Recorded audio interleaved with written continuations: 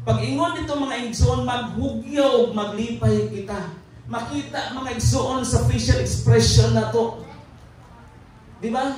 Pag ingon tunos pagdayeg imong nangong mga igsoon, makita gud na nga pagdayeg.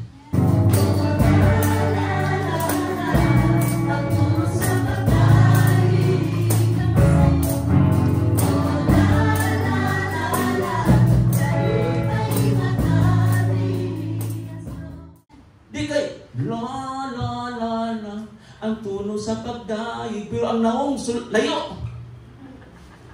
Nabay tunos pagdayeg nga layo. So giyon sa nato pag-interpret, maghugyaw o maglipay kita nga ang atong naong sukwahi man sa atong gikanta. Hello? Sa taas, dapat sa atong gikanta, mo reflect sa ato ang naong nga pagpayo ta. Amen? Nakuha na to mga igsoon? Kung may kinabuhi sa pag-prepare, di ba? Dapat alive, alert ang mudayang sa Ginoo. Kay karon doon ang adlaw sa Diyos. Amen. Tinuod na. Kung karon ang adlaw sa Ginoo, dapat enthusiastic ta. Mo ni mga igsoon ang usa ka na kong preparasyon. Kaya kung nasayang ka pa lang kung sa imong role mga igsoon, nga mo prepare ka. Kinahanglan mga igsoon nga imuhang ihatag bilang usa ka na kong responsibilidad kay ipag-imbitar sa Dios kanato sa gingon niya mga igsoon sa Mateo chapter 11:28. Umari kamo kanako kamong tanan nagikapuyan o gibukatan sa inyong gipas-an saad sa Dios kay papahulayon ko kamo. Niadto ta sa presensya sa Ginoo makapahulay ta. Amen. Pero kung nagdayeg ganit ang murag walay pahulay mga igsoon, wa yung kakapahulay. Amen. Muna tinuod na pagdayeg mga igsoon sa mga anak sa Dios nga nag-prepare pagbalik sa atong pamanhunon nga mo si Jesus. Hallelujah. Muna mungutana ta, excited na bata? Or excited pa bata? Kasi kalainan ang duha ka pangutana. Excited na bata or excited pa bata? Na lahi ba na mga igsoon na primero balitang excitira. Pag abot na nga nagkadugay. Muna mungutan na, excited pa ba ta? Hello? Nawa ba mo liha? Ha? Muna mga igsoon, kini mga butang atong gikabisihan karon mula bay ra gini. Ang pinaka-importante nato mga igsoon ang aspeto sa atong espirituhanong pagkinabuhi. O mando ni sa Ginoo nga kinahanglan mo submitar ta because ang pagsimba usa ka dakong preparasyon sa pagpaabot sa ato ang pamanhunon nga mao si Kristo. Hallelujah. Dili lang mga igsoon atong sabton ang ato ang imbitasyon sa Dios, ang imbitasyon sa Ginoo mga igsoon. Ato ang i-recognize, hallelujah, ang atong pagkatinawag bilang usa ka pangasaunon sa Ginoo. Ato ang i-recognize. Lataw nato ang pulong sa Dios sa Gipadayag kapitulo 21 versikulo 2. Revelation chapter 21 verse 2. Nakita din mga igsoon ni John the Beloved, usa ka panglantaw mga igsoon sa anak sa Dios, sa alagad sa Ginoo nga mooy mahitabo mga igsoon sa katapusan sa pagbalik sa ato ang pamanhunon nga mao si Jesus. Ningon diri, nakita ko usab nga mikunsad gikan sa langit ang balaang syudad, ang bag-ong Jerusalem nga gikan sa Dios, nga sama sa kaslunong babayi nga andam na sa pagsugat sa iyang pamanhunon. Readiness is very important. Andam, kuning mahitabo mga igsoon in the marriage supper of the Lamb, wherein adunay joining forces forever, nga wala nay makabulag mga igsoon taliwala sa Dios ug sa tao. Dinhi mga igsoon sa kalibutan, gubot kaayo ang atong nasod karon because doon na gitawag og political asylum. Sa political mga igsoon, mura mo ni ang gifocus sa mga tao. O mauni dako kayong krisis, labi na sa atong nasod sa Pilipinas. Gitagaan tag presidente, gibutaran sa mga tao, gipalingkod sa mga tao sa pagtuo nga mauni mahimo niya sa tibuok Pilipinas. Pero importante mga igsoon, di ta magsalig sa usa ka pangulo. Wala tay laing pangulo gawas ni Kristo. Hallelujah. Si Jesus Christ mo'y atong buhing pangulo mga igsoon nga nakasabot sa imuhang kahimtang. nakasabot sa imong gibati, nakasabot o nakakita sa imong tuman na preparasyon.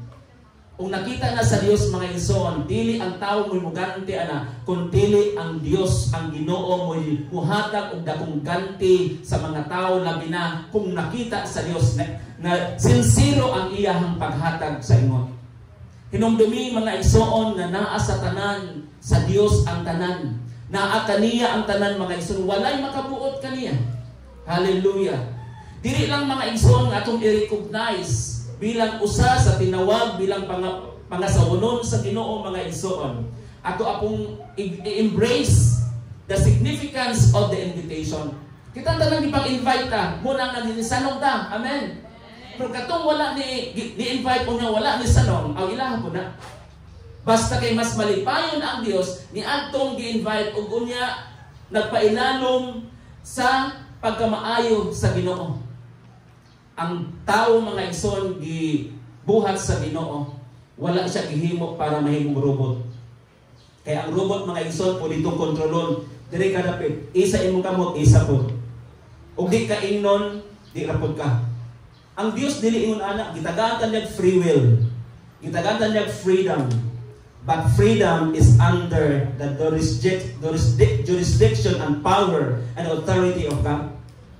Na wala nagpasabot na kita na mo overpower that we are the Lord. No? The Lord. But si Jesus is the Lord. Mga tao gani mga igsoon nga dili mo sanong sa panawagan sa Ginoo, considered nga siya mao'y Dios o Ginoo siyang kinabuhi. Ako'y magbuot sa akong kinabuhi. Wala mo'y mahimo. No? I have the authority.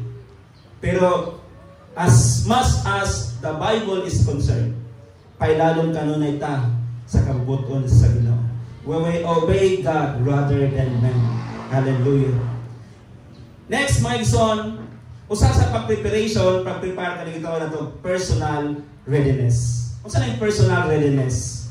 Naano yung gitawag na ito, mga igsoon, spiritual, number one, kanang gitawag na ito sa personal readiness, kining gitawag na ito, spiritual cleansing and repentance. Importante yun siya, mga igsoon. Sa pag-prepare, kinanglan nga ready ta, nga magpailalom kanunay sa pagkabalaan sa atong buhi nga Dios, di ba? Dingon si Jesus katong ang mga disciple nga nag-demonstrate si Jesus Christ kabahin sa paghinglo, katong naghuga si Jesus Christ sa mga tiil sa mga disciples, no? Kasi giingon sa mga disciples nga dili sila takos ani, no? To wash my feet. Apan unsa giingon ni Jesus? Na? Unsa giingon ni Jesus? Kung dili mo magpahinglo kanako, dili kamo mao'y akong mga tinun-an. Apan usa sa mga disciples niingon, Lord, dili lang ang tiil mo ako ang hingluin, kung dili ang tibok na akong lawas. Wala giingon sa usa ka tinun-an. Unsay pug gitubag ni Jesus Christ? Ningon siya nga nahinlo na kamo pinaagi sa mga pulong sa Dios nga akong gisulti kanimo. See, usa ka mga pagka-cleanse mga igsoon is the Word of God. Tungod kay nining kalibutan na we are intoxicated.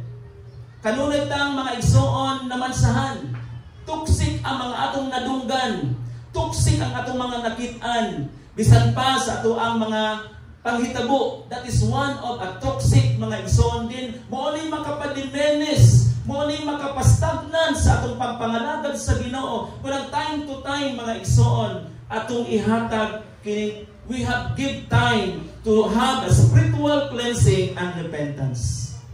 Kung sa gisulti sa Isaiah chapter 55 verse 6 to 7, nga nung mauni kanunay gibalik-balik sa usa ka propeta mga igsoon, tungod kay ang tao mga igsoon na hugawan, labi na kung naata mga igsoon nalibutan sa daghang mga katawhan. We are surrounded a cloud of witnesses mga igsoon. Usa gisulti Isaiah chapter 55 6 to 7.